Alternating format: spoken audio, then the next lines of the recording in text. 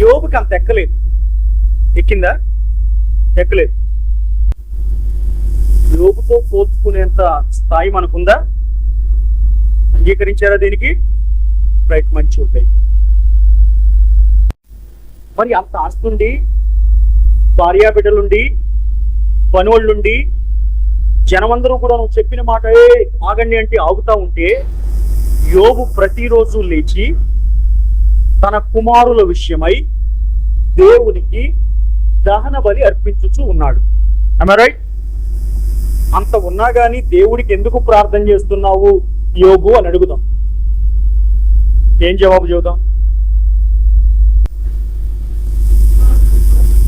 కుమారుల కోసమే నిజంగా చేస్తున్నాడా? కుమారుల కోసమే చేస్తే దేవుడు యోబును గురించి ఎందుకు సాక్ష్యం ఇవ్వాలి? యోబు యథార్థవంతుడు అని.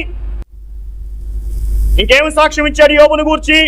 మొదటి వచనంలో ఉంటుంది, తర్వాత 8వ వచనంలో కూడా ఉంటుంది. యథార్థవంతుడు, న్యాయవంతుడు, దేవుని యందు భయభక్తులు కలిగి చెడుతనము విసర్జించిన వాడు. అసలు నీ దేవుడు కాదుగా యోబు. ఈయన నీ దేవుడా? ఈయన ఎవరు దేవుడు? ఇశ్రాయేలీల దేవుడు. ఎవరు దేవుడు? ఇశ్రాయేలీల దేవుణ్ణి అసలు నువ్వెందుకు ఆరాధిస్తున్నావు? యోబు ఇశ్రాయేలీయుడా? ఊజు దేశంలో ఉంటున్నాడంటే యోబు ఏమై ఉండాలి? ఎదోమీయుడు. ఎదోమీయుడైన యోబు ఇశ్రాయేలీల దేవుణ్ణి ఎందుకు ఆరాధిస్తున్నాడు? ఎదోమీయుడైన యోబుకి నిజమైన దేవుడు ఎవరో బాగా తెలుసు. ఇశ్రాయేలు జాతివాడు కానే కాదు యోబు.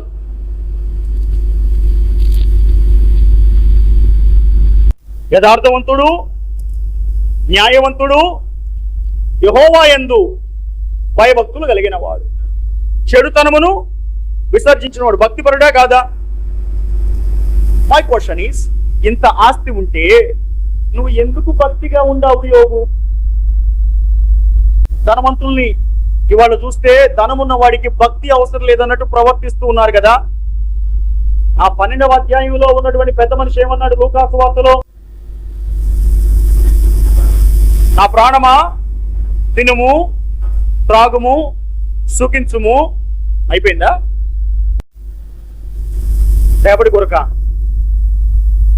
అనేక సంవత్సరములకు విస్తారమైన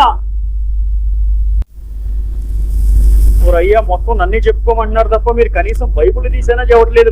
ఈ రిఫరెన్స్ చెప్పాడు, కనీసం చదువుదామని కూడా లేదే. ఐఏఎస్ ఆఫీసర్లు కానీ కూర్చొని అప్లికేషన్లు పెట్టిన వాళ్ళ దగ్గరికి వచ్చి శాంక్షన్ చేయాలా వద్దా అన్నట్టుగా లోను విషయంలో తికమక పడుతున్న వాళ్ళకి లాగా చూస్తున్నారు నన్ను మీరు. లూకాసు వార్త 12వ అధ్యాయంలో ఏమన్నాడు పెద్ద మనిషి?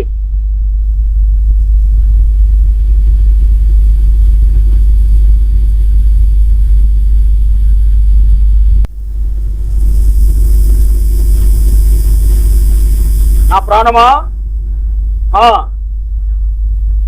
ప్రాణమా,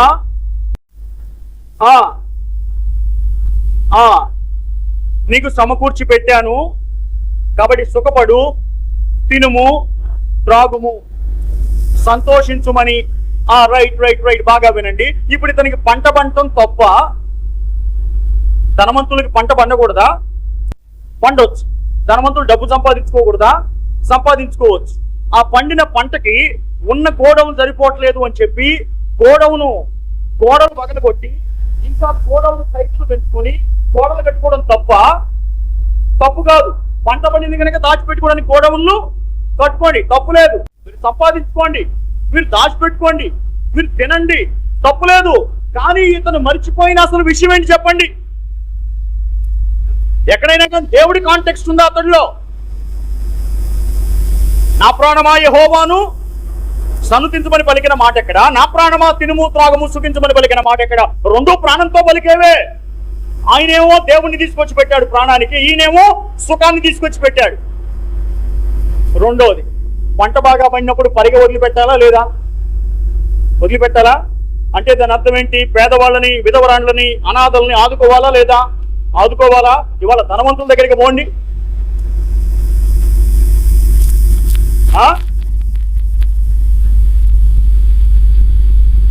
ధనవంతుల దగ్గరికి పోండి, వాళ్ళు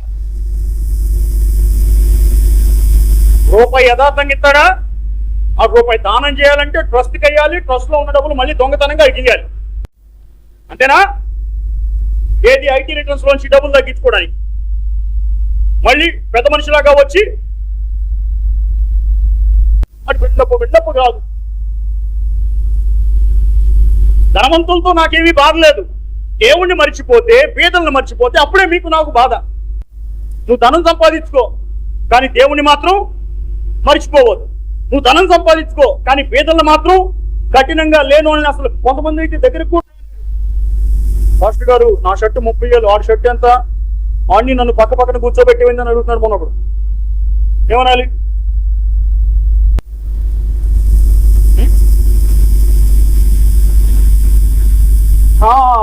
అందాం, నా పాఠం నాకే చెప్పాకండి, మీరేమనుంటే చెప్పండి.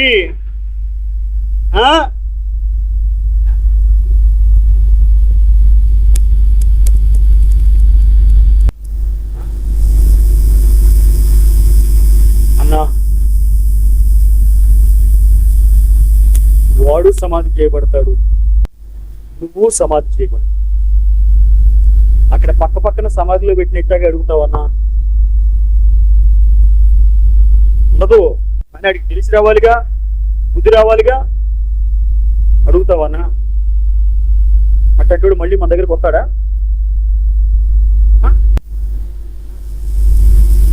So what I'm trying to tell you is that the character of Job, even though he was a great man, financially well boosted person, but he has no concept of pride in his heart.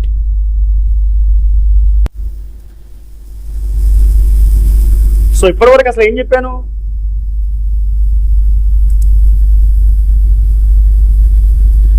Urdu దేశమే చెప్పానా? ఇంకేం చెప్పలేదా? అయ్యా,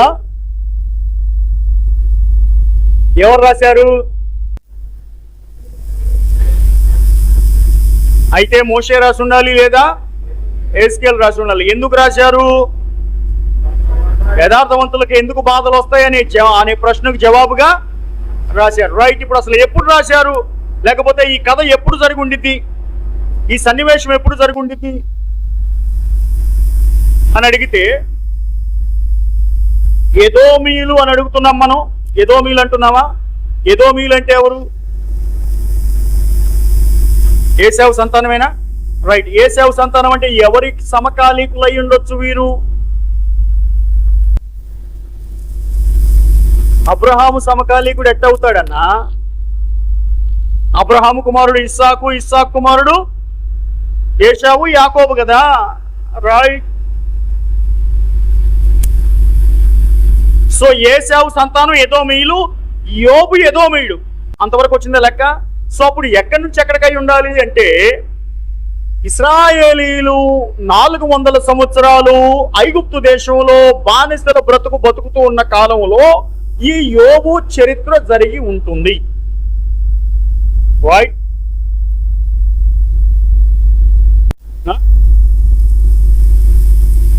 అబ్రహాము కుమారుడు ఇస్సాకు, ఇస్సాకు కుమారుడు ఏశావు, యాకోబు. ఏశావు సంతానం ఎదోమీయులు, ఎదోమీయుల్లో ఉన్నవాడు యోబు. ఓకే. అంటే ఇప్పుడు యోబు చరిత్ర యాకోబు కన్నా ముందు తరంలో జరిగి ఉండాలా, యాకోబు తర్వాత తరంలో జరిగి ఉండాలా? రైట్. మనకి యాకోబు చరిత్ర రాసుకొచ్చాడు బైబిల్, అంతేనా? సో ఇతిమిత్తంగా మనకు తెలియదు కానీ ఇశ్రాయేలీలు 400 సంవత్సరాలు ఐగుప్తు దేశంలో బానిసలుగా బ్రతుకుతూ ఉన్న కాలంలో ఈ 400 సంవత్సరాల్లో ఏదో ఒక సందర్భంలో ఏదోము దేశంలో ఈయన కథ జరిగింది, ఈయన చరిత్ర జరిగింది, ఈయన సన్నివేశం జరిగింది.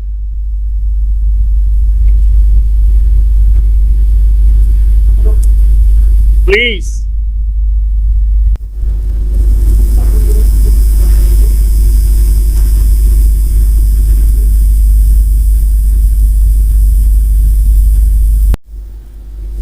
అది వాళ్ళకు తెలిసిన సందర్భం, అది వాళ్ళకి తెలిసిన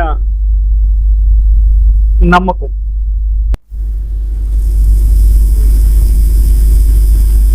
లేదు లేదు లేదు, నేను మీకు ఒక విషయం చెప్తాను. విమానం ఆకాశంలో వెళతా ఉంటే కింద నుండి మనం చూస్తాం, మనకి ఎట్లా కనపడింది విమానం, ఓకేనా? అదే విమానం ఎక్కడానికి ఎయిర్పోర్ట్లోకి వెళ్ళాం, అప్పుడు విమానం ఎట్లా కనపడింది? ఒకే విమానం రెండు రకాలుగా ఎందుకు కనపడింది? దూరంగా ఉండి చూసేదానికి దగ్గరికి వెళ్ళి చూసేదానికి తేడా ఉందా? రైట్, వాళ్ళు చూశారు, నేను చూడలేదు అంటలేదు, అది కొంచెం దూరం నుండి చూశారు. వాళ్ళు చూసింది విమానమే. అంటే ప్రాబ్లం ఏంటంటే these are all proposed theories, not proven facts. The problem with the theories is, I came to know that you are English professor, eh? Adena? So the problem with theories is, it might be, it might not be. But the benefit of fact is, it is. It's a proven fact. When you have a proven fact, there is no doubt for the argumentation. But when you have a theory, there will be speculations. So ఆ కారణం చేత నేనేం చెప్పాలి అంటే, వాళ్ళు నమ్మారు, వాళ్ళు ప్రకటిస్తున్నారు, లెట్ దెమ్. కానీ వాళ్ళు చెప్పింది విన్న మీరు వాళ్ళ దగ్గరికి పోయి అడిగితే వాళ్ళు కొన్ని సపోర్టివ్ ఆర్గ్యుమెంట్స్ చెప్తారా? రైట్. ఇప్పుడు నన్ను అడిగితే నేను కొన్ని చెప్పానా? రైట్. రెండు విన్న తర్వాత వివేచన జ్ఞానంతో ఎంచుకోవాల్సిన బాధ్యత మీది. ఓకే, మొదటి యోహాను పత్రికలో ఏమంటాడు? ఏది నిజమైన దేవుని ఆత్మో, ఏది భ్రమపరచు ఆత్మో వివేచన కలిగి ఉండాల్సింది ఎవరు? విశ్వాసులే. Right, thank you. Am I clear?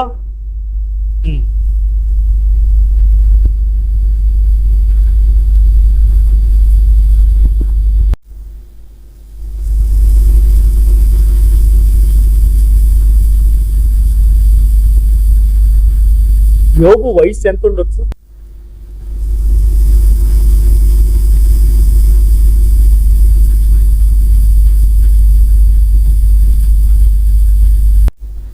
యోబు పుస్తకం ప్రకారం, యోబు గ్రంథం ప్రకారం, లేదా ఈ సంఘటన ప్రకారం యోబు వయసు ఎంత ఉండొచ్చు?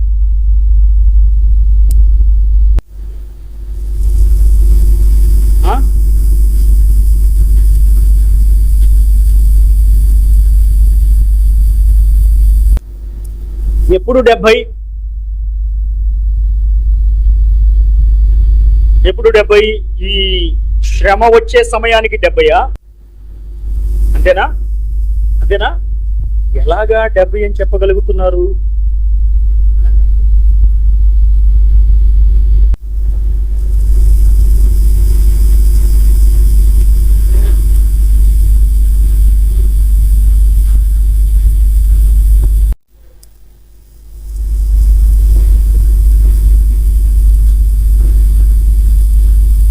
ఏళ్ళ దేవుడు పిలిచినప్పుడు అబ్రహాం వయసు ఎంత?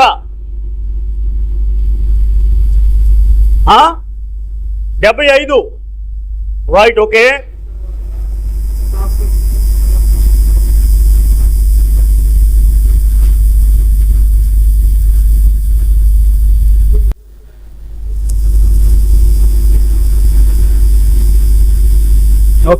ఓకే,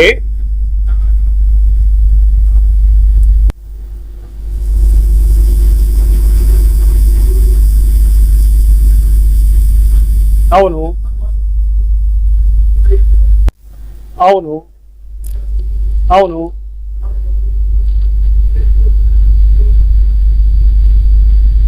ఓకే, అబ్రహాం కథతో నేను ఏకీభవిస్తాను, అబ్రహాం సన్నివేశంతో ఏకీభవిస్తాను. నా క్వశ్చన్ ఏమిటంటే, ఈ శ్రమ కలిగే సమయానికి యోబుకు 70 సంవత్సరాల వయసు అని మీరు ఎలాగ నిర్ధారించారు?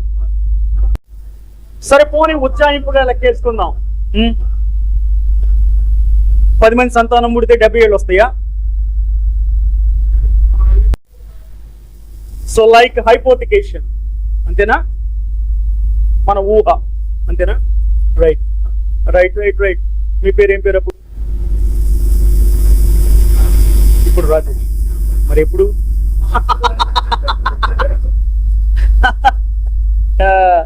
సో రాజేష్ గారితో నేను ఏకీభవిస్తున్నాను. ఎందుకంటే నాకు ఆయన చెప్పింది కన్విన్సింగ్ గా ఉంది కనుక. ఏది 42వ అధ్యాయంలో తర్వాత 140 ఏళ్ళు అన్నాడు, అంతేనా? అసలు శ్రమ వచ్చినప్పుడు అటు ఇటుగా ఒక 70-80 ఉంటాయి. వాళ్ళ కొద్ది చెప్పకూడదు మనం. ఒక 70-80 అన్నానా, మధ్యలో 71 వేసుకొని 79 వేసుకొని నాకేం బాగలేదు అయ్యా. బైబుల్ ఎక్కడైనా కరెక్ట్ నెంబర్ ఇవ్వకపోతే మనం కరెక్ట్ నెంబర్ చెప్పకూడదు. Right sir? మనం అట్లా చెప్తే అది న్యూమరికల్ ఎర్రర్ అవుతుంది. Numerical error. What are the numerical error? సంఖ్యాదోషం. రైట్ సార్, సంఖ్యాదోషం అనే సమస్య కింద మారుతుంది. రెండవది గ్రామాటికల్ ఎర్రర్ అంటే వ్యాకరణ దోషం. రైట్. ఈ రెండు దోషాలకి మనం తావీయకూడదు బైబిల్ సంబంధించిన కోర్సు. ఒకటేమో సంఖ్యా దోషం, రెండవది వ్యాకరణ దోషం. రెండింటికి కూడా ఎక్కడ తావు. సో ఇప్పుడు ఈ యోబు వయసు, ఈ బాధ అంతా అయిపోయిన తర్వాత 140 సంవత్సరాలు ఉన్నాయి. 140 బాధ వచ్చినప్పుడు ఒక 70 అనుకుందాం. సరే, మినిమం ఒక 70 వేసుకుందాం సార్. ఆ 70 కూడా ఎట్లా క్యాలిక్యులేట్ చేశారు అంటే 10 మంది పిల్లలు పుట్టారు కనుక 70 + 140 ఎంత? 210 సంవత్సరాలు. ఇప్పుడు యోబు బ్రతికిన కాలం ఎంత అమ్మా? 210 సంవత్సరాలు. సో ఇప్పుడు యోబు యొక్క ఎట్లా చెప్పాలి, రేడియస్ చూడండి. అంటే యోబు యొక్క జాతి ఎదోమీయుడు. యోబు బ్రతికిన సంవత్సరాలన్నీ 210. యోబుకు శ్రమ వచ్చింది 70 నుండి 80 మధ్యలో. యోబు సంతానం ఎంతమంది కుమారులు? 7 కుమారులు, 3 కుమార్తెలు. యోబుకి ఎంతమంది భార్యలు? ఒక భార్యేనా? శ్రమ వచ్చినా ఒక భార్యే, శ్రమ తర్వాత అయినా ఒక భార్యే. ఆమె గురించి కూడా చదువుతాం. అయ్యా, యోబుకి ఎంతమంది స్నేహితులు? 3 స్నేహితులు. ఎవరో 4 అన్నారే?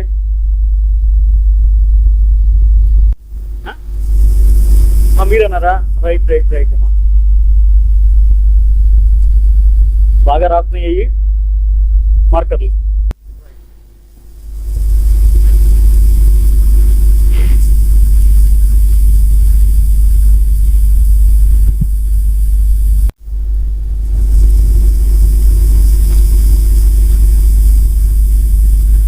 యోబు గ్రంథంలో ఉన్న క్యారెక్టర్స్ చెప్పండి నాకు. What are the characters in the book of Job? వీళ్ళు ఎక్కడ ఉన్నారు?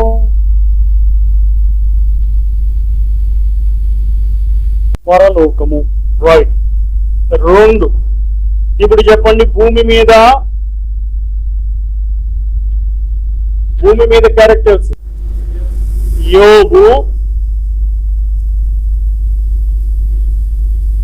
యోబు భార్య,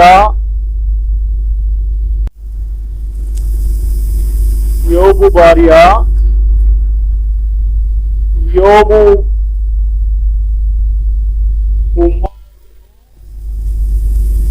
కుమార్తెలు.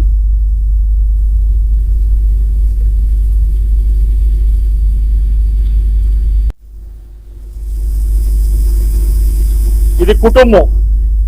ఎవరి కుటుంబం? యోబు కుటుంబం. ఇప్పుడు యోబు స్నేహితుల పేర్లు చెప్పండి.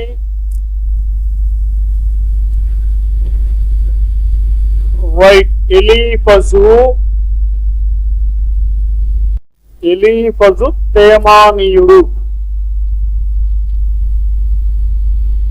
తేమానీయుడు. అండ్ తర్వాత బిల్దదు ఏ వ్యక్తి? ఈయన తేమానీయుడు అన్నట్టుగా బిల్దదుకి ఏమనుందా అమ్మా? షూమీయుడు. రైట్. బిల్దదు షూమీయుడు అయా జోపరా జోపరు నయమాతీయుడు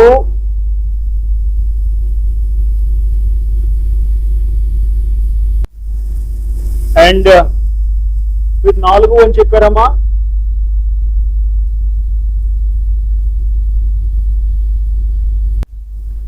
అమ్మా పేరు ఐడియా లేదు, కానీ 4వ వాడైతే ఉన్నాడుగా. ఎవరు?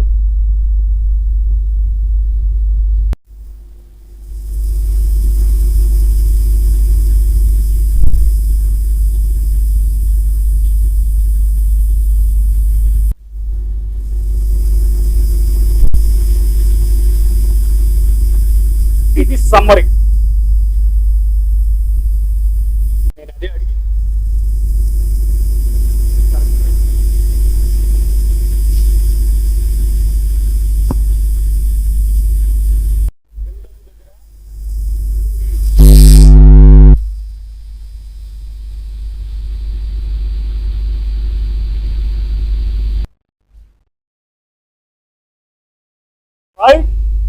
ఇంతవరకు ఒక స్ట్రక్చర్ అర్థమైతే తర్వాత పాఠం చెప్పుకుందాం. ఇప్పటి వరకు చెప్పినటువంటి పాఠములో ఎవరికైనా ఏమైనా సందేహాలు ఉన్నవా? ఏ టైం పీరియడ్ కాలము నేను చెప్పినాను కదా. ఇశ్రాయేలీలు 400 సంవత్సరాలు ఐగుప్తు దేశంలో ఉన్నప్పుడు ఈ కాలంలో ఏదో ఒక సమయంలో జరిగిన చరిత్ర అది. రైట్. సో నేను జరిగిన ఊరు చెప్పాను, ఊజు. రాసిన మనిషి చెప్పాను, either Moses or Ezekiel. And జరిగిన కాలము చెప్పాను. Okay, these are like introduction parts. ఇప్పటి వరకు మనం చెప్పుకున్నంత ఉపోద్ఘాతం. సో ఈ ఉపోద్ఘాతానికి సంబంధించినంత వరకు ఎవరికైనా ఏమైనా సందేహాలు ఉన్నాయా?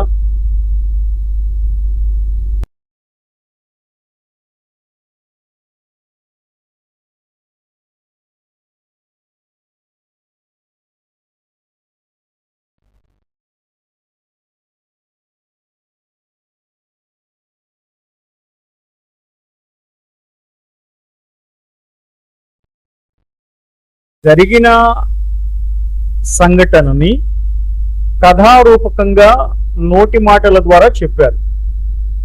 నోటి మాటల ద్వారా నానుడిగా ఉన్నటువంటి ఆ కథని గ్రంథస్థం చేశారు.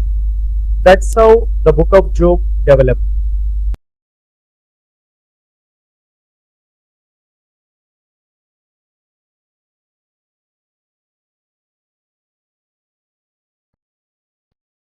ఇశ్రాయేలీల చరిత్రకు సంబంధించిన ఆనవాళ్లు ఏమైనా దొరుకుతాయా?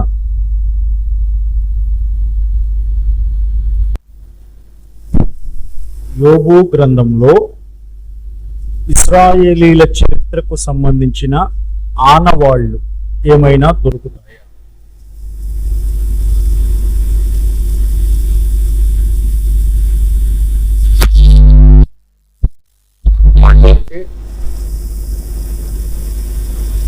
గుర్తులు. సో ఇప్పుడు ప్రశ్న ఏమిటంటే, ఇశ్రాయేలీలకు సంబంధించిన వారి సంస్కృతి సాంప్రదాయాలకు సంబంధించిన గుర్తులు ఏమైనా యోబు గ్రంథంలో ఉన్నాయా?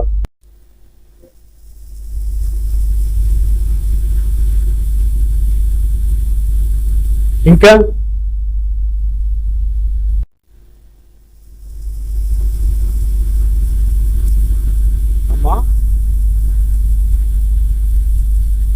అది ఇశ్రాయేలీల సంస్కృతియా?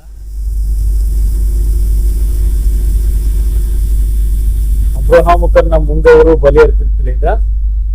వారు ఇశ్రాయేలీలా? అబ్రహాము కన్నా ముందుగా బలి అర్పించిన వారెవరు? మీరు బైబిల్ డివిజన్ చదివారా? బైబిల్ డివిజన్ లో ఆదికాండం 1వ అధ్యాయం నుండి 11వ అధ్యాయం వరకు ఉన్న దానిని ప్రిమిటివ్ హిస్టరీ అంటారు. ప్రిమిటివ్ హిస్టరీ అంటే పురాతన కాల చరిత్ర.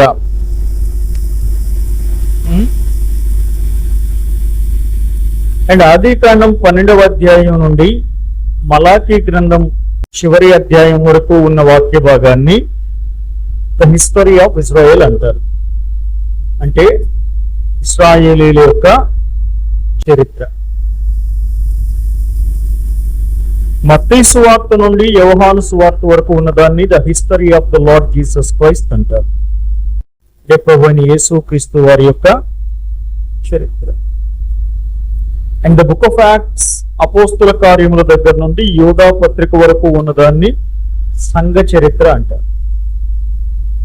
The history of the church.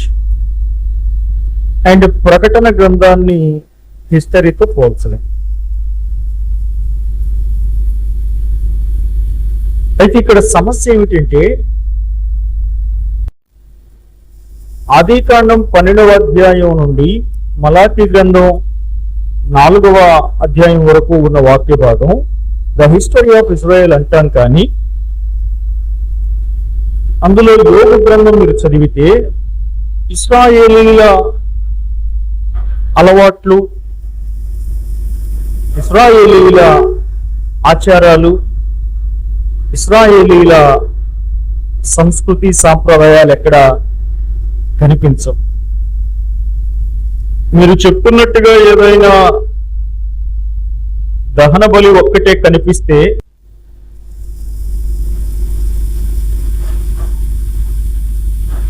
మోషే సహోదరుడైన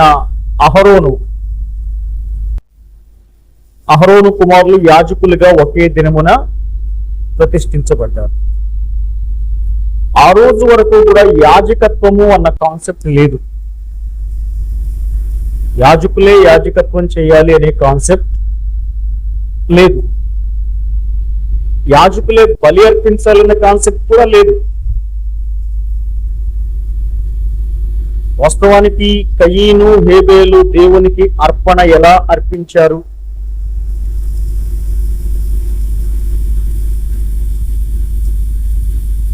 కయీను ఎలా అర్పించాడు? హేబేలు ఎలా అర్పించాడు?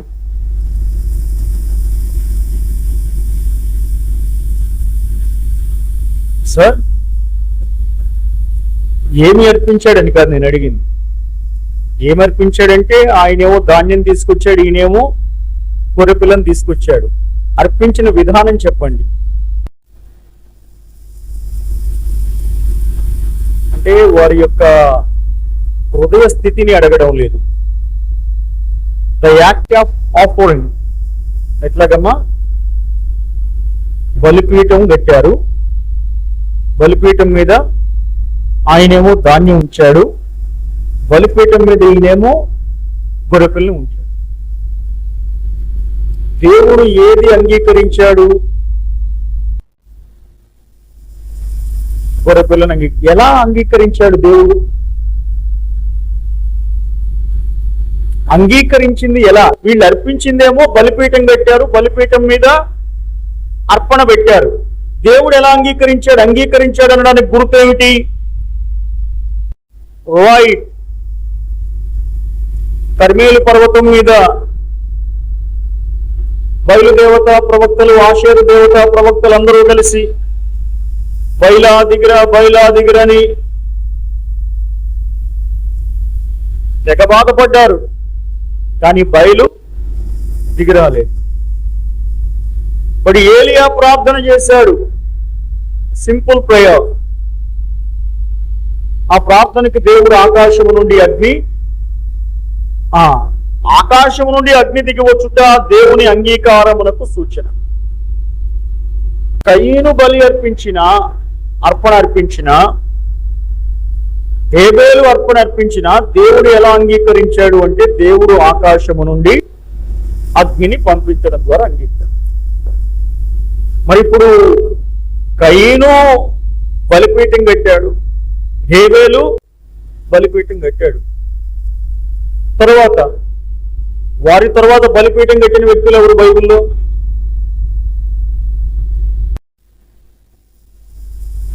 సార్ యాకోబా, నేరుగా యాకోబు దగ్గరికి ఎందుకు వెళ్ళిపోయారు మీరు? నోవాహు, ద సెకండ్ పర్సన్, నోవాహు బలిపీఠం పెట్టాడు. నోవాహు యాజకుడు కాదు కదా, హేబేలు యాజకుడు కాదు కదా. సౌండ్ సరిచేయండి ఆయన. వారు యాజకులు కాదు కదా. సో యాజకత్వం అనే institution, the institution of priesthood, the institution of priesthood was not established by that time. అది ఎప్పుడు ఎస్టాబ్లిష్ అయిందంటే ఇశ్రాయేలీలు ఐగుప్తు దేశములో నుండి బయటికి వచ్చిన పిమ్మట ఎస్టాబ్లిష్ అయింది.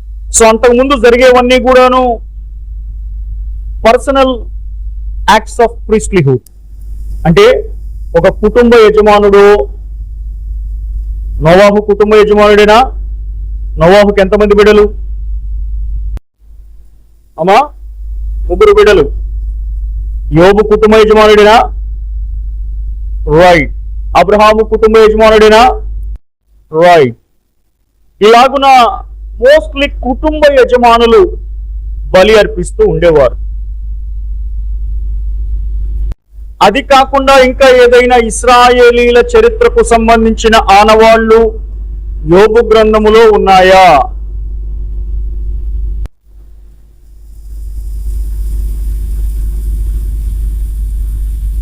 ఏమీ లేవా? ఏమున్నాయి?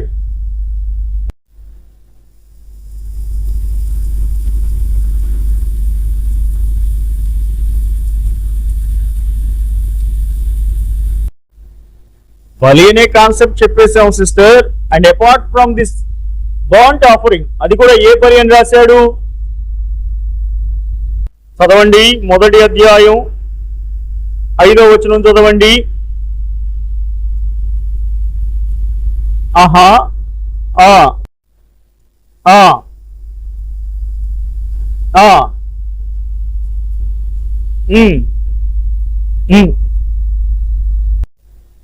దహన బలి అర్పించుచూ వచ్చెను.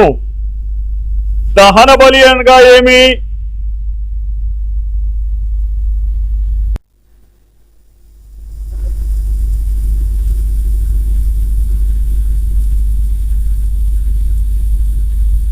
నేరుగా గొర్రెను తీసుకొచ్చి అగ్నితో గాలి చేస్తారా?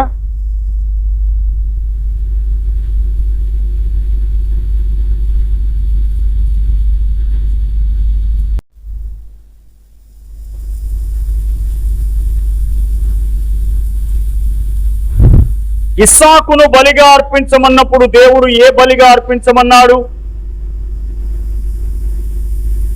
ఆదికాండం 22వ అధ్యాయం ప్రకారం దేవుడు ఇస్సాకును బలిగా అర్పించమని అబ్రహాముకు చెప్పగా ఏ బలి కావాలని కోరాడు దేవుడు?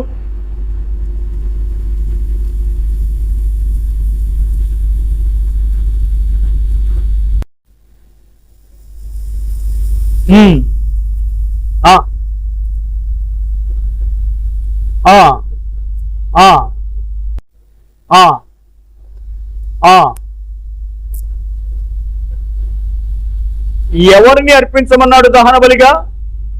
ఇప్పుడు నా ప్రశ్నకు జవాబు చెప్పండి. 22వ అధ్యాయంలో ఇస్సాకును దహన బలిగా అర్పించమని ఎన్నిసార్లు చెప్పాడు దేవుడు? లేకపోతే అసలు దహన బలి అనే మాట ఎన్నిసార్లు ఉంది? చదవండి, చదివి చెప్పండి. అక్కడ దహన బలి అనే మాట ఎన్నిసార్లు ఉందో? ఈ వచనం కాదు, అధ్యాయం మొత్తం, 22వ అధ్యాయం మొత్తంలో ప్రారంభం నుండి ముగింపు దాకా.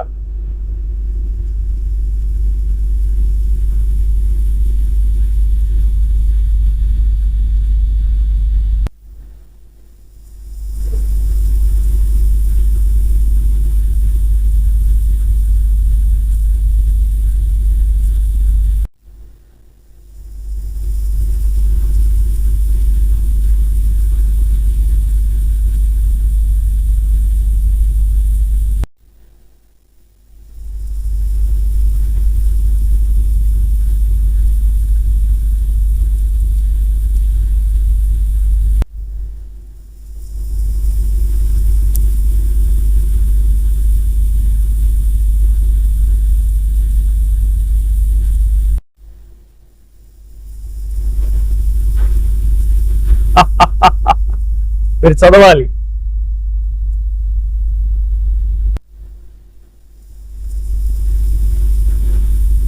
ఒక్క అధ్యాయం 22వ అధ్యాయంలో దహన బలి అనే పదము ఎన్నిసార్లు రాయబడినది?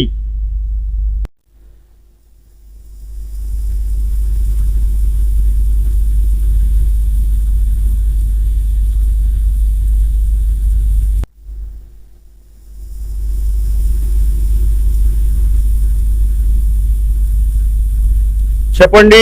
మొదటిసారి ఎక్కడ రాయబడి ఉంది? 2వ వచనములో. రైట్. రెండవదిగా 3వ వచనములో. మూడవదిగా 6వ వచనమా? రైట్, 6వ వచనంలో. 4వదిగా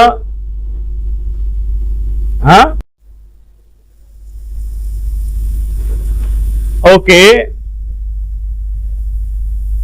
5వసారి 8వ వచనం. రైట్. 6వసారి అమ్మా 13వ వచనం. ఇంకెక్కడన్నా ఉందా? 6 సార్లు దహన బలి అని ఉంది. దహన బలి అంటే ఏమిటి? ఏదైనా ఒక జంతువును గాని పక్షిని గాని తలని మొండాన్ని వేరు చేయాలి. ముందుగా నరకాలి. నరికిన తరువాత చర్మమంతటిని కూడా ఒలవాలి. చర్మమంతటిని ఒలవాలి. ఒలిచిన తరువాత దానిని మధ్యకు కోయాలి. కోసి లోపల ఉన్నటువంటి ఆంత్రములు వ్యర్థములు తీసి పక్కన పడేయాలి. పక్కన పడవేశాక దానిని నీళ్లతో గడగాలి. కడిగిన దానిని తీసుకొచ్చి బలిపీఠం మీద ఎండబెట్టాలి. ఎండిన పిమ్మట దానికి కట్టెలు వేర్చి కాల్చాలి. దీనికి ఒక ప్రోటోకాల్, ఒక పద్ధతి ఉంది. అది దేవుడు చెప్పిన విధానములో వెళితేనే దేవుడు ఆ దహన బలి అంగీకరిస్తాడు. జస్ట్ మనం చాలా సింపుల్ గా చెప్పుకుంటాం కానీ ఇస్సాకును దహన బలిగా అర్పించమన్నప్పుడు దేవుడు ఇస్సాకుకు ఏం చెప్పినట్లు లెక్క? నీ కొడుకుని తీసుకెళ్లి బలిపీఠం మీద పెట్టి కాల్చేయనా? ముందు తల నరకమన్నట్టు లెక్క. ఆయన కత్తి ఎందుకు పట్టుకున్నాడు? ఎవరి తల? ఎప్పుడు పుట్టిన కుమారుడు? చాలా ఏళ్ల తరువాత పుట్టిన ఏకైక కుమారుడు. తన కుమారుణ్ణే దేవునికి దహన బలిగా అర్పించడానికి ఇష్టపడిన వ్యక్తి అబ్రహాము. తన కుమారుల కోసము దహన బలి అర్పించిన వ్యక్తి యోబు. రైట్. ఇప్పుడు యోబు గ్రంథానికి రావాలి మీరు. మొదటి అధ్యాయం.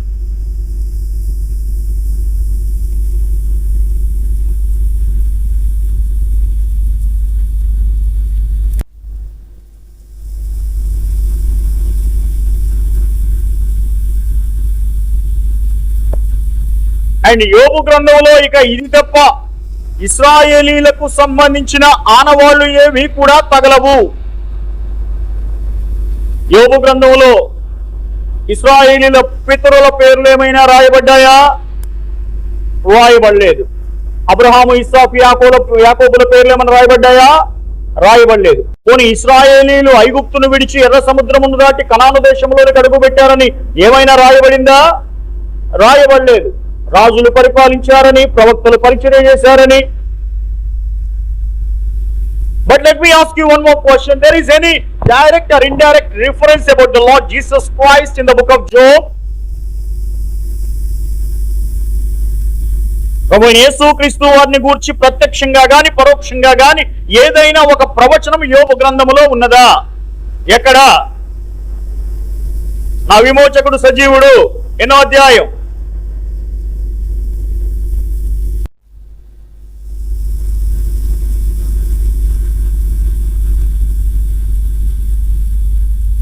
సరే, అధ్యాయం చెప్తాను, రిఫరెన్స్ చెప్పండి నాకు. చదివి 19వ అధ్యాయం.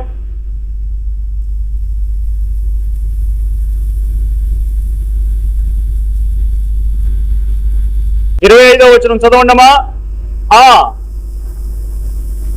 నా విమోచకుడు సజీవుడు. Okay okay okay okay okay right. Apart from this, ఇది ప్రభు అయిన యేసుక్రీస్తు వారికి సంబంధించినటువంటి ప్రవచనం. కొంతమంది అగ్రి అవుతారు, కొంతమంది డిసగ్రీ అవుతారు. కానీ నేను అగ్రి అయ్యే జాబితాలోనే ఉంటాను. నేను అంగీకరిస్తాను, నేను నమ్ముతాను. ఇది కాకుండా ఇంకా ఏమైనా ఉన్నాయా?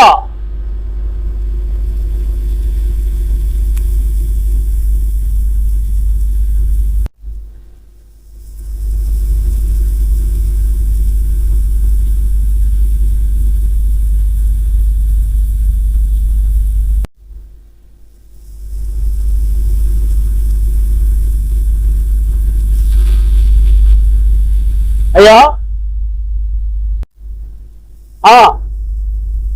యా ఉంది. But how it can be equated with the prophecy about the Lord Jesus Christ?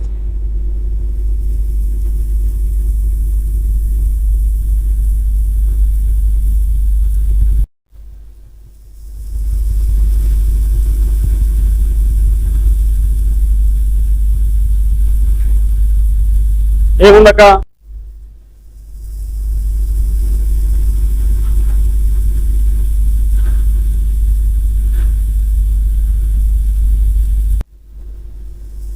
Okay,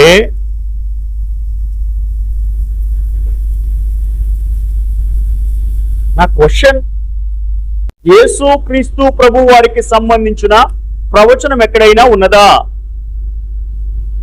apart from chapter 19.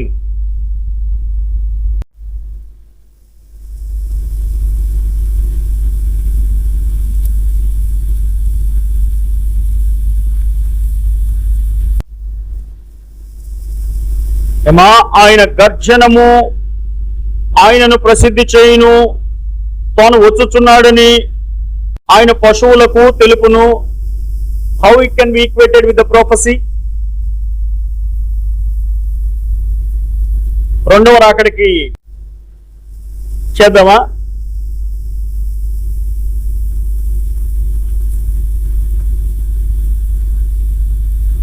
So there are very few and random prophecies in the book of Job about the Lord Jesus Christ, and you can see no mention of the Israelite customs in the book of Job. ఇశ్రాయేలీయుల యొక్క ఆచారములు గాని, ప్రభువైన యేసుక్రీస్తు వారికి సంబంధించిన 1-2 ప్రవచనాలు తప్ప ఇంకా మీరు యోబు గ్రంథంలో ఏమీ కనిపెట్టలేరు. మరి ఎందుకు రాశారు యోబు?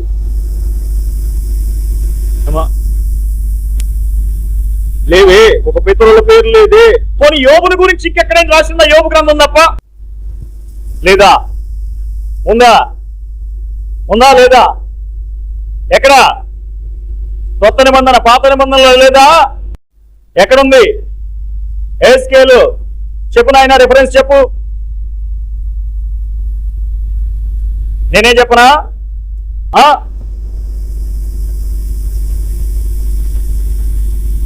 చాలా మంది చెప్పేటువంటి ముచ్చటి ఏమిటంటే,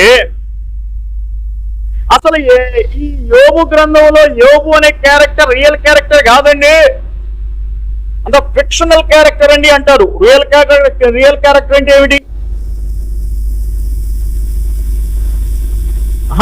రియల్ క్యారెక్టర్ అంటే ఏమిటి? నిజమైన వ్యక్తి, నిజమైన పాత్ర, వాస్తవికమైన పాత్ర. రైట్, మంచిగా చెప్పారు రాజేష్ గారు. అండ్ ఫిక్షనల్ క్యారెక్టర్ అంటే ఏమిటి? కల్పితమైనది, కల్పిత కట్టు కదా, జరగనిది, ఫ్యాబ్రికేటెడ్ స్టోరీ. వాస్తవంగా భూమి మీద జరిగినది కాదు, మన మనసులో నుంచి పుట్టుకొచ్చినది. చెప్పండి, యోబు గ్రంథం జరిగిన వ్యక్తి చరిత్ర లేదా పుట్టుకొచ్చిన కట్టుకథ ఉందా? ఎట్లా చెప్పగలరు? దేవుడు ప్రస్తావించినాడు. ఎక్కడ? యోబు గ్రంథంలోనే ప్రస్తావించాడా? యోబు గ్రంథమునకు వెలుపల ప్రస్తావించలేదా? యోబు గ్రంథమునకు వెలుపల ప్రస్తావించలేదా యోబును గూర్చి?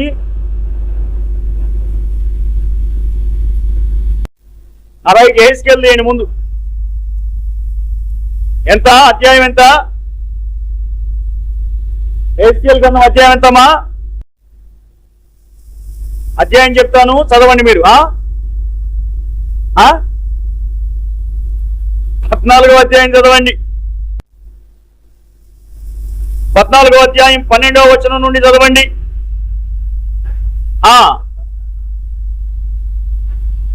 ఓకే.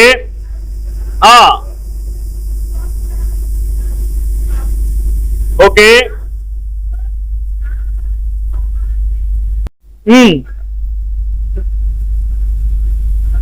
ఓకే. నోవహును, దానియేలును, యోబును, ఆ ముగ్గురు పేర్లు చెప్పండి మళ్ళీ అందరూ. నోవాహును, దానియేలును, యోబును. నోవాహు ఎవరు?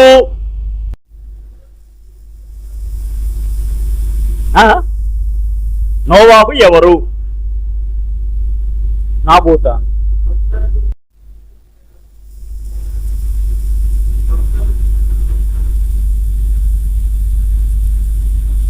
నోవాహు ఎవరు అని అడిగాను. ఏం చెప్పాలి? నోవాహు ఎవరంటే నేను చెప్పిన హిస్టరీలో ఏ హిస్టరీలో వస్తాడు నోవాహు? ఆదికాండంలో. ఆయన ఇశ్రాయేలీయుడా? కాదు కదా. రైట్, ఇశ్రాయేలీయుడు కాదు. నోవాహు దేనికి కుటుంబ జీవితం కలిగిన వాడా? నోవాహు దేనికి ఆత్మీయముగా, దేనికి ఓడ ఎన్నేళ్లు కట్టాడనా? ఓడ కట్టినన్ని సంవత్సరాలు సువార్త చెప్పారా లేదా? ఓడ ఎన్నేళ్లు కట్టినట్లు లెక్క? 120 ఏళ్ళు. 40 ఏళ్ళ? 120 ఏళ్ళు కట్టాడు. 120 ఏళ్ళు సువార్త చెప్పాడు. 120 ఏళ్ళు ఎన్ని ప్రసంగాలు చెప్పాడు? 120 సంవత్సరాలు ఎన్ని ప్రసంగాలు చెప్పాడు? ఇవాళ పెద్ద పెద్ద పాస్టర్లు అందరూ తెగ ఫీల్ అయిపోతా ఉంటారు. దేశాలు తిరిగాం, 100 ప్రసంగాలు చెప్పాం, 500 ప్రసంగాలు చెప్పాం. అవునా? ఉన్నారా పాస్టర్లు ఇక్కడ? ఉన్నారా? నేను కూడా పాస్టర్ గారిని. మనకు ఒక రకమైన ఆధ్యాత్మిక ఆత్మీయ గర్వం ఉండింది. ఏమిటి? 1000 ప్రసంగాలు చెప్పాం, 2000 ప్రసంగాలు చెప్పాం, ఎన్ని సంవత్సరాల నుండి సేవ చేశాం. ఇక్కడ పరిచయం చేసేవాళ్ళు మన గురించి వేస్తూ ఉంటారు. అవునా? అప్పుడు మనకు ఎట్లా ఉండిద్ది? ఒక రకమైన ఫీలింగ్ ఉండిద్ది. అయితే నోవాహు 120 సంవత్సరాలు పరిచయం చేశాడు. ఎన్నేళ్ళు? 120 సంవత్సరాలు పరిచయం చేశాడు. 120 సంవత్సరాలు ప్రసంగం చెప్పాడు. 120 సంవత్సరాలు ఎన్ని ప్రసంగాలు చెప్పాడు?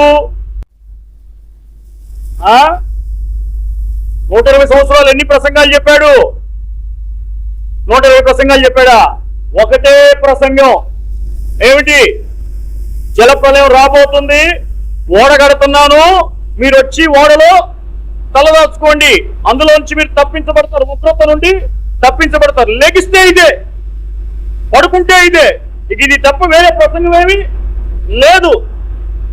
ఒకే మాట 4 సార్లు చెప్తే మనం ఏమంటాం? ఒకడిని అంటావా? మరి 120 సంవత్సరాల పాటు ఒకే ప్రసంగం చెప్తే నోవాహుని ఏమన్నారు జనాలు? కానీ దేవుడు ఏమన్నాడు? నోవాహు నీతిమంతుడు, నిందారహితుడు, దేవుని దృష్టికి కృప పొందినవాడు. దేవుడు ఘనముగా ఎంచిన దానిని మనుషుడు అసహ్యంగా ఎంచుకుంటాడు, మనుషుడు ఘనముగా ఎంచిన దానిని దేవుడు అసహించుకుంటాడు. దేవుడేమో నోవాహును గురించి బాగా చెప్తే, మనుషులేమో నోవాహు ఏలే పొద్దున్న లేచిన దగ్గర నుంచి ఒకటే ప్రసంగం చెబుతున్నావు అని విసుక్కున్నారు. అందరికల్లా బైబిల్ గ్రంథం అంతట్లో అత్యంత ఎక్కువ పరిచయ అనుభవం కలిగిన వ్యక్తి ఎవరు అంటే నోవాహు అని చెప్పొచ్చా? చెప్పొచ్చా? చెప్పకూడదా? చెప్పొచ్చు కదా. రైట్. కొత్త నిబంధనలు ఎవరు అత్యంత ఎక్కువ అనుభవం కలిగిన వ్యక్తి పరిచర్లు? అవునా? ఏ యోహాను?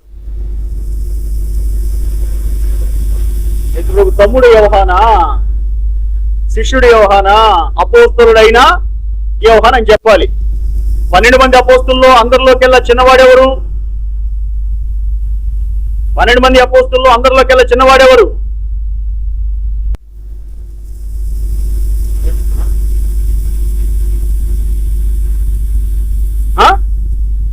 యోహానేగా?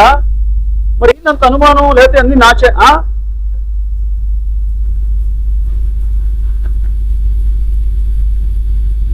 యేసు ప్రేమించిన శిష్యుడు అనే పేరు ఎవరికి ఉంది? యేసు ప్రేమించిన శిష్యుడు ఎవరు? యోహానే కదా? Right right right. అమ్మా ఇదిగో నీ కుమారుడు, యోహానే కదా? Right right right. Let us think in between 20 and 25, John the apostle came to the ministry. ఒక 20 ఏళ్ళకి వచ్చాడు అనుకుందాం, లేదా 25 ఏళ్ళకి వచ్చాడు అనుకుందాం. 20 లెక్కేసుకొని ఇప్పుడు తక్కువ తీసుకుందాం. ఎన్ని సంవత్సరాలు అప్పుడు చనిపోయాడు? సుమారుగా ఒక ఏజ్ చెప్పండి. చనిపోయినాటికి యోహాను వయసు ఎంత?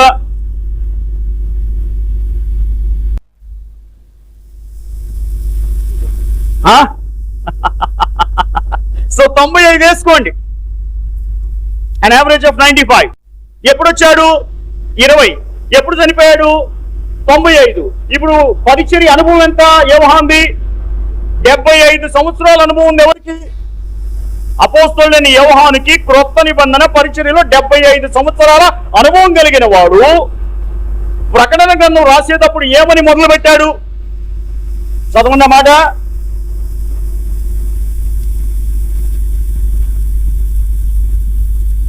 మొదటి అధ్యాయం మొదటి వచనంలో యేసుక్రీస్తు తన దాసులకు కనపరచుటకు దేవుడు ఆయనకు అనుగ్రహించిన ప్రత్యక్షత. ఈ సంగతులు త్వరలో సంభవింపనయ్యున్నవి. ఆయన తన ద్వారా, తన దూత ద్వారా వర్తమానం పంపి తన దాసుడైన యోహానుకు వాటిని సూచించెను. ఎవరికట? తనను తాను ఏమని పరిచయం చేసుకున్నాడు? దాసుడు. ఎన్ని సంవత్సరాల అనుభవం పరిచర్యలో? 75 సంవత్సరాల అనుభవం కలిగినటువంటి ఒక దైవజనుడు తనను తాను దాసుడిగా ఎంచుకోవడం అనేది గొప్ప విషయమా? సాధారణమైన సంగత? అవునా? ఇవాళ 10 ఏళ్ళ అనుభవం తాగుతాడా? అయ్యా ఓ 10 సంవత్సరాల పరిచర్యల అనుభవం మనకు పాస్టర్ గారు అవుతాడా?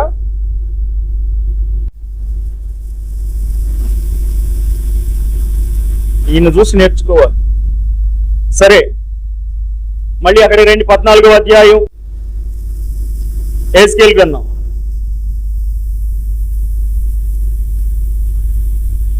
ఒకటి నోవాహు ఉండి సువార్త పరిచర్య చెప్పినా నేను అంగీకరించను. తర్వాత ఏమన్నాడు? దానియేలు ఎవరు? ఇశ్రాయేలీయులేగా. దానియేలు ఇశ్రాయేలీయుడేగా. అది తీసుకోమా. దానియేలు ఇశ్రాయేలీయుడు. అండ్ తర్వాత దానియేలు తర్వాత యోబు మళ్ళీ ఇశ్రాయేలీయుడు కాదు. ఇప్పుడు నా ప్రశ్నకు జవాబు చెప్పండి.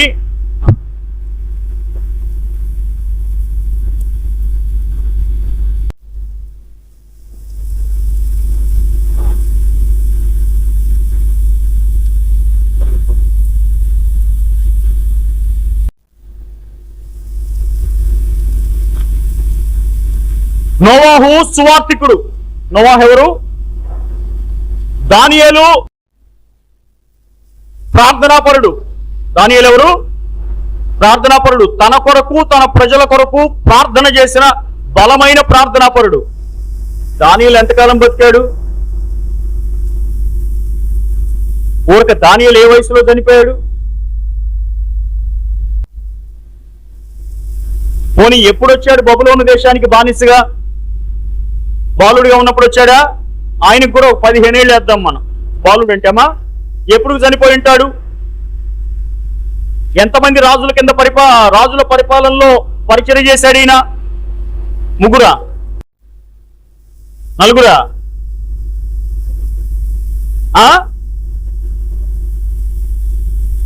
మీరు ఖచ్చితంగా ఫోన్లకు అలవాటు పడ్డారు కనుక ప్రశ్నలు అడిగితే జవాబులకి నేను 5 అని చెప్తాను. 5 రాజుల కింద దానియేలు పనిచేశాడు.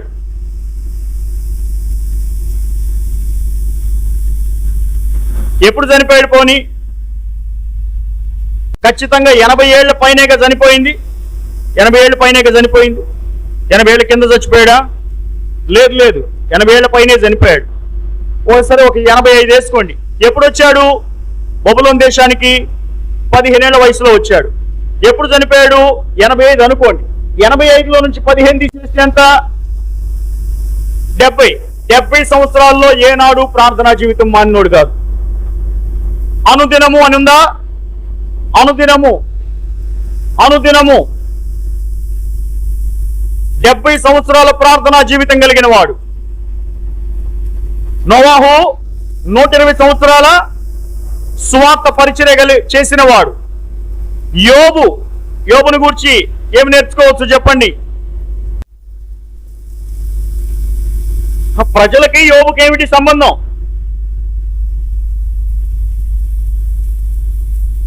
వాళ్ళిద్దరికి 2 క్వాలిఫికేషన్స్ చెప్పానా? నోవాహు 120 సంవత్సరాల సువార్తికుడు, దానియేలు 70 సంవత్సరాల ప్రార్థనాపరుడు. వాళ్ళ అనుభవం అది, వయసు కాదు. యోబు విషయంలో ఏదైనా ఇటువంటి ఒక ఏమంటారు వ్యక్తిత్వం చెప్పండి. మీరు చెప్పేదంతా కూడాను పర్సనల్ క్యారెక్టర్ ఆర్ మీరు చెప్పేదంతా కూడాను ఫ్యామిలీ వెల్బీయింగ్ ఈ కోణంలో చెప్తున్నారు. కానీ ఇక్కడ దేవుడు ఏ కాంటెక్స్ట్ లో మాట్లాడుతున్నాడు? ఒక దేశానికి సంబంధించి.